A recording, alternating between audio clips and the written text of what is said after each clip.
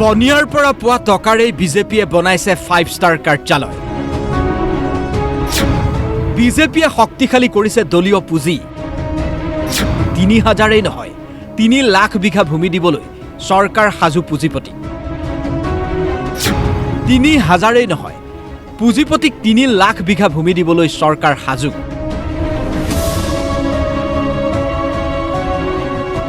গুৱাহাটী উচ্চ ন্যায়ালয়ে চৰকাৰক কটাক্ষ কৰাৰ পিছতেই এইদৰেই বিৰোধীয়ে উভতি ধৰিছে বিজেপি।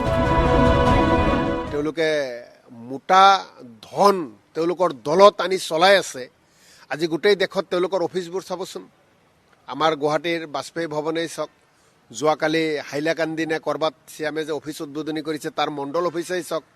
এই যে কংগ্ৰেছে ইমান বছৰ শাসন কৰি অফিচ ভালকৈ বনাব নোৱাৰিলে, তেওঁলোকে অহাৰ পিছৰ পৰা যে তেওঁলোকৰ অফিচবোৰ অট্টালিকা হৈ গ'ল, 5 ষ্টাৰ হোটেল কেটাগৰী হৈ গ'ল, এওঁলোক কোনে কৰাই দিছে? এওঁলোকে বনীয়াসকলৰ পৰাই কৰাই দিছে আৰু বনীয়াসকলক তেওঁলোকে সন্তুষ্ট কৰে। 3000 বিঘা দিছে, আমি তাৰ তীব্ৰ বিৰোধ কৰোঁ, কিন্তু 3 লাখ বিঘা দিয়াৰ কাৰণেও তেওঁলোকে কিন্তু সাজু হৈ আছে। কংগ্ৰেছৰ প্ৰত্যক্ষ অভিযোগ, বিজেপিয়ে নিজৰ দলীয় পুঁজি শক্তিশালী কৰিবলৈকে এইদৰে বনিয়াক দিছে হাজাৰ হাজাৰ বিঘা ভূমি।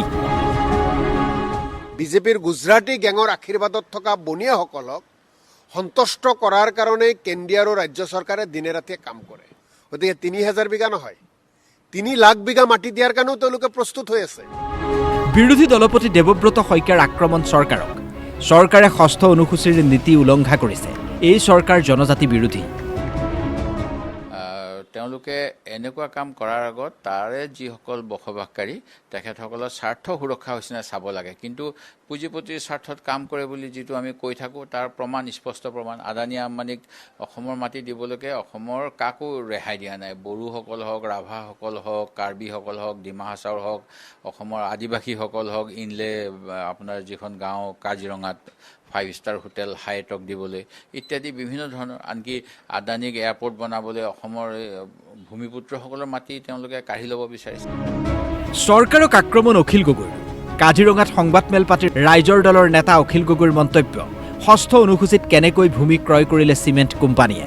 ক্ষমতাৰ অপপ্ৰয়োগ কৰি হিমন্ত বিশ্ব শৰ্মাৰ চৰকাৰে ভূমি বিক্ৰী কৰিছে কোম্পানীক। অজনজাতীয় লোকক ভূমি বিক্ৰী কৰা কাৰ্য বেআইনী।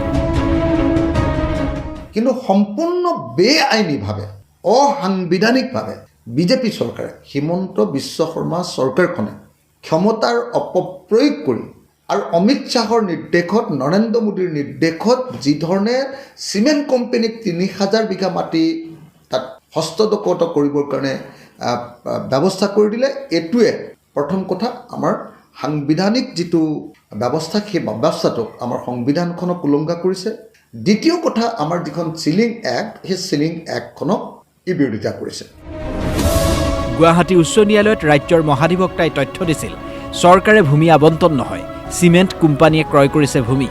ঔদ্যোগিক এলেকাৰ ভূমি ক্ৰয় কৰা বুলি চৰকাৰী পক্ষই কৰা মন্তব্যৰ পিছত উচ্চ ন্যায়ালয়ে চৰকাৰক সুধিছিল, ক'ত গ'ল চিলিং আইন? উমৰাংচুৰ কথা কৈও চৰকাৰক প্ৰশ্ন কৰিছিল ন্যায়ালয়ে। How do you start a cement factory? Where is environmental clearance from the government of India? How do you carve out the 6th scheduled land? And what is the Umrangshu? It's an ecological hotspot. How do you have a cement factory there of 3,000 bighas? Show us the record. AG says that everything is proper. If everything is proper, we have nothing to say. But we'll go strictly by the books. No. In the report, I have the report. No, purchased by whom? Purchased by the person to whom the cement factory is You allowed. can buy 3,000 bighas. Yes, Lordship. A direct company. Yes. Where does the ceiling act goes? Lordship, this is not like this. এই বিষয়ত এতিয়া চৰকাৰে দিব লাগিব শপতনামা। গোচৰটোৰ শুনানিৰ বাবে দিন ধাৰ্য কৰা হৈছে 3 ছেপ্টেম্বৰ। এতিয়া লক্ষণীয় হ'ব চৰকাৰৰ শপতনামাৰ পিছত ন্যায়ালয়ে বিষয়টো সন্দৰ্ভত কি ৰায় দিয়ে। কেৰপাৰ্চন জিতু তালুকদাৰৰ সৈতে কাজিৰঙাৰ পৰা নীলপদ্ম শৰ্মাৰ সহযোগত মাধৱ দাসৰ ৰিপৰ্ট, DY365।